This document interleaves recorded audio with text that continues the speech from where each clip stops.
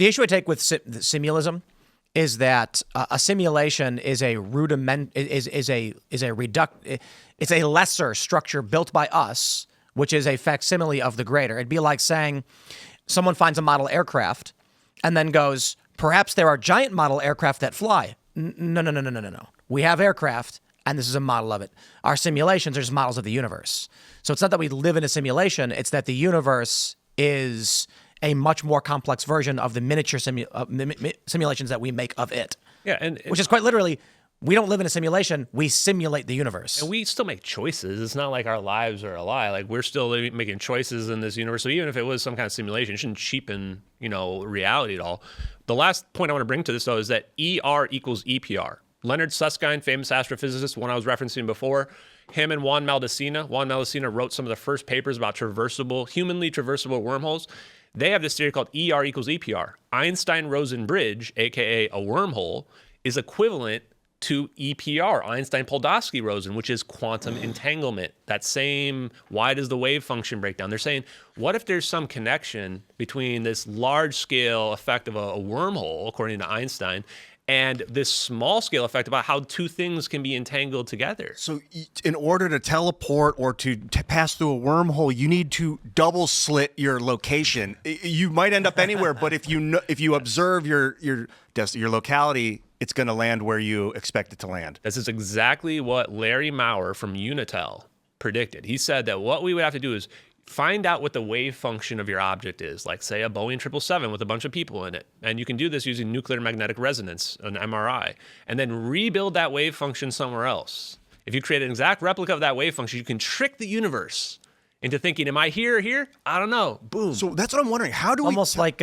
being in a video game and writing a code where you name one location the same as the other location. Yeah. Yes. So if you have two cities and they're both called Ianland, and then you put in code saying if X equals yes, then player appear at Ianland, there's two of them. So is it like we're creating save spots? If we can get to a location and map the matrix of the location, the what, where, and how much of in this 360 degree, then we can use that as a point that we can always teleport to in the future? That's like the Prestige almost, right? Because you could make clones of yourself if you could have a save point type of situation. And I don't know how weird this is going to get, but I do know that what we're seeing is equivalent with teleporting the plane is equivalent to quantum tunneling.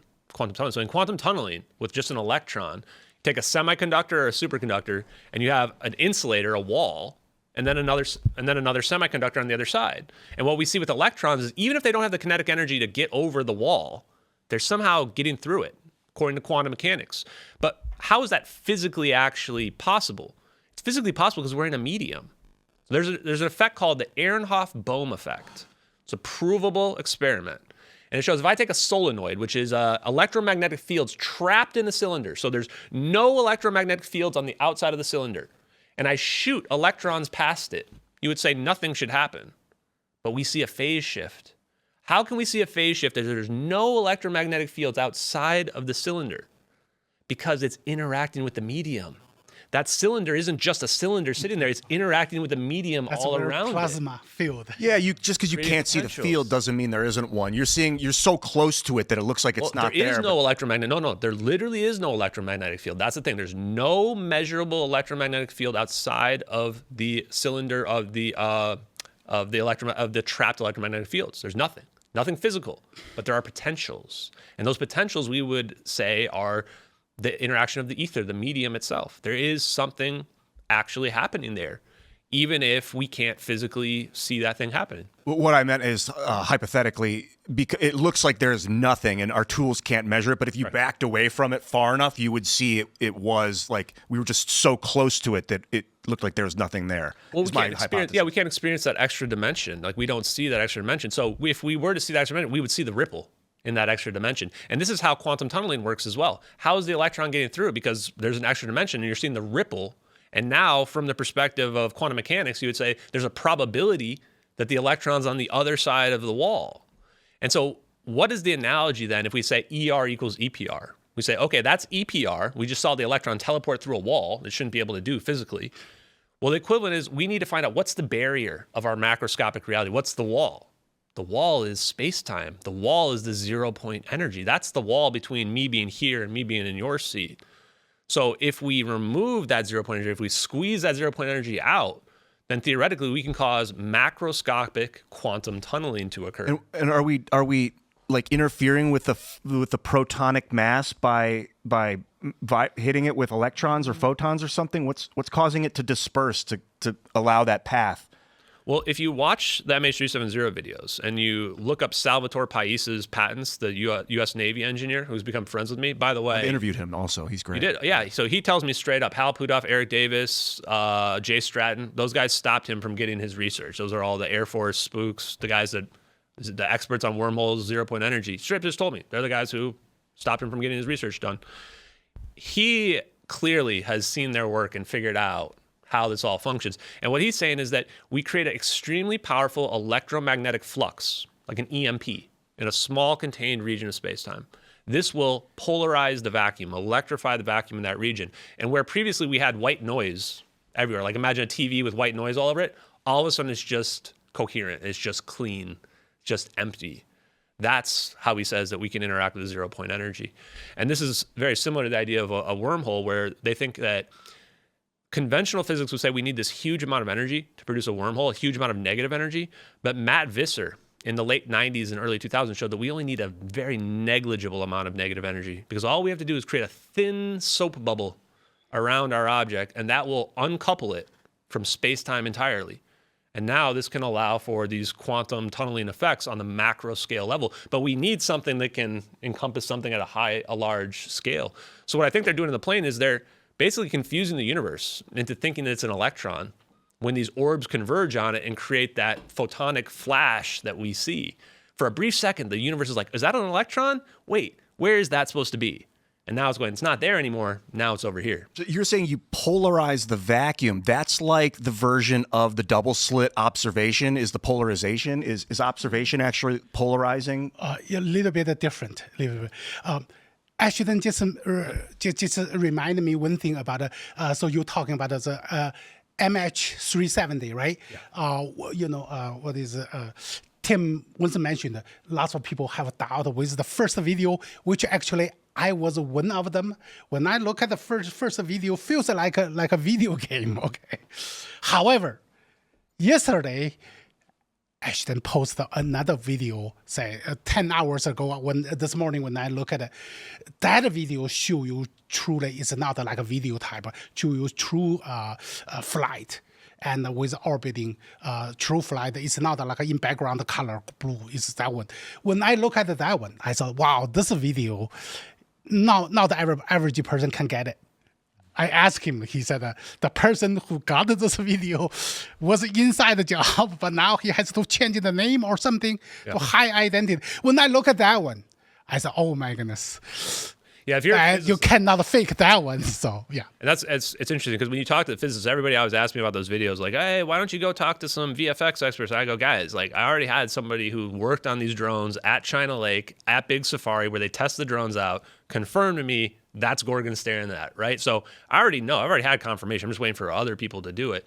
But any physicist that looks at those videos should like really be given pause, because you're looking at that and you're going, whoa, this actually matches real electromagnetic physical principles and physics principles as well. This is something important to decouple the idea of whether or not the video is real is a different conversation than is the technology that you're talking about real, which it is. Yeah. So whether that's actually literally being applied there is almost irrelevant. Right. Yeah, and that's what I say technology too. Should be there, yes. And this is the thing I say about it, is like and this is why I wanted to come here and talk about 0 point energy, because the bigger thing for humanity is getting the science and technology out, having people understand about this. But at the same time, that was 239 people, right, that we can't forget about. And so, that's where I say, I want people to remember that the only reason why I even got to this point with the physics and science is from those videos.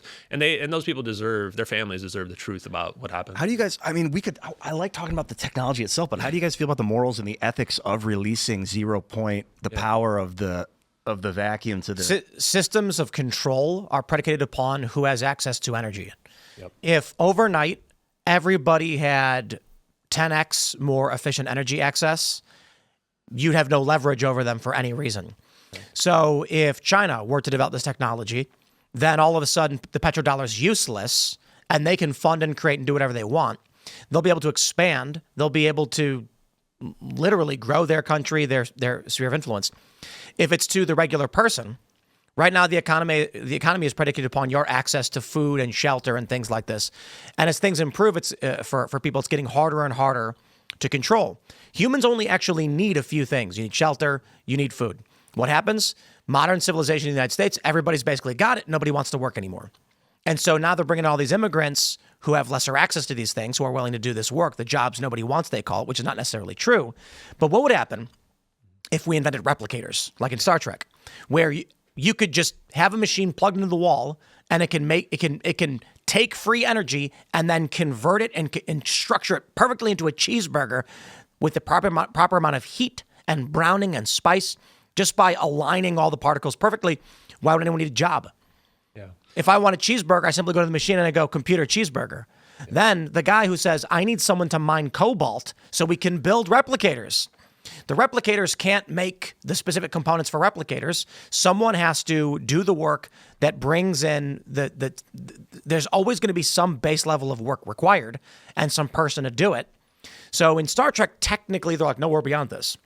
But if right now we said it's not free energy, it's just insanely more efficient. Our energy return on energy invested is exponentially increased, meaning 1 hour of work will equal 10 years of life, as opposed to it being like 8 hours of work equaling, 2 days of life or something like that. Yeah, I mean, for instance, my phone, I charge it for an hour and I get 15 hours of power. But that's not what I'm talking about. I'm talking how much work does a human being have to do to live for how much time? Yeah. So in order to get access to food and water, you can do, I don't know what the number might be, but if you do 8 hours of labor at the lowest level of the United States, you're going to get paid something like $50 maybe after taxes, you'll have $50. How much food can you buy with $50? Mm-hmm. 2 days worth of meals. If you're lucky, you're going to need 2,000 calories on average. So we're looking at about 2 meals. That might only cover 1 day, to be completely honest. Like, it is a struggle right now at the lowest levels. Mm-hmm. What if they said that 1 hour of labor will generate enough energy to produce food for one person to survive for 1 whole month? Well, now the person's going to be like, I'm not going to work. And the person who's running the big corporation that says, no, we need copper, we need minerals mined. We're not at the point where we're just replicating the materials we need. Someone's got to do the labor. Yeah. But if we increase return on energy invested, people are going to say, I ain't working no more. Well, we don't need cheeseburgers. We need rare earth minerals. We need neodymium. We need cobalt. So restrict access to energy, control the flow, and then you can control the system. Thanks for watching this clip from the Culture War podcast. We're live every Friday, 10 a.m. to noon. So subscribe and come hang out.